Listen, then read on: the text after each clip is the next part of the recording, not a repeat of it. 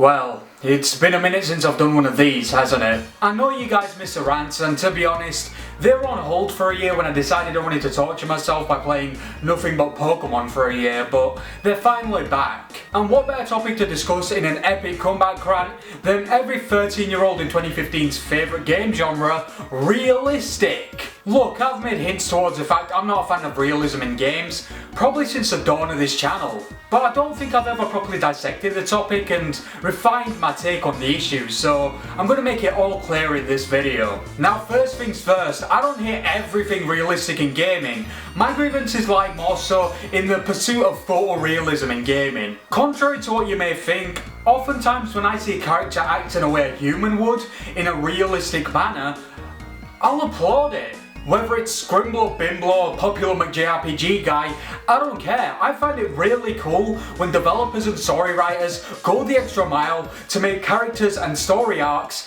feel more grounded in reality, even if the game itself is absurd. And that's because I feel it makes the arc or the situation feel more relatable. It almost allows you to put yourself in the character's shoes. Again, even if it's an absolutely absurd game about jumping through a portal and going into some fucking pixie land and jacking off over fairies or some shit. It doesn't even have to be limited to storytelling. If I'm playing a game and a character gets stabbed in the leg and starts to limp, I might not mind that attention to detail because it can really help with immersion. The problem, to me at least, arises when every fucking AAA studio on the planet spends like 80% of their budget on big, whooshy, hyper-realistic graphics that show the sweat dripping down the protagonist's butt crack like it's something important, and then treat gameplay like it's some kind of afterthought. Of course, this isn't to say there's no place for big budget, jaw-dropping visuals that make you come at the sight of them, but let's not forget, these are games, not movies.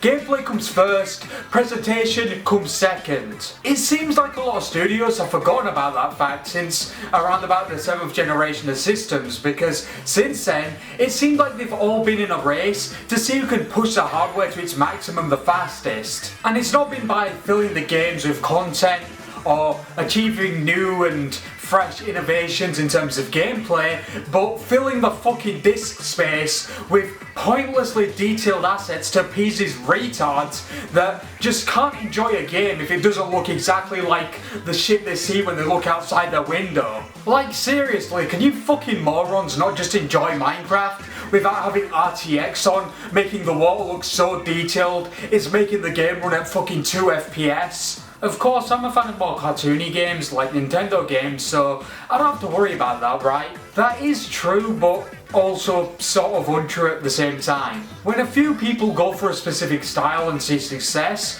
you can almost guarantee many other people will follow suit, whether it's a good idea or not. Going back to the example of the 7th generation of consoles, look at how many games went for a gritty and dark art style because it was a thing to do at the time, despite being known for being bright and colourful. Zelda, Spyro, even fucking Bomberman. Of course, the realism trend has outlived the gritty era and exists in a more positive way than it once did. But I think with the almost limitless potential of software and hardware going forward, the negatives are starting to rear their ugly heads again. A game is only as good as it is fun, and graphics don't make fun. Pushing your system of choice and your development team to their breaking points doesn't make fun. I just pray going forward that developers make their games super enjoyable first and focus on the eye candy second. And that's all I've really got to say on the topic. I love when games are beautiful, but trust me, I'd rather look at N64 textures for the rest of my life, as long as it means I never have the displeasure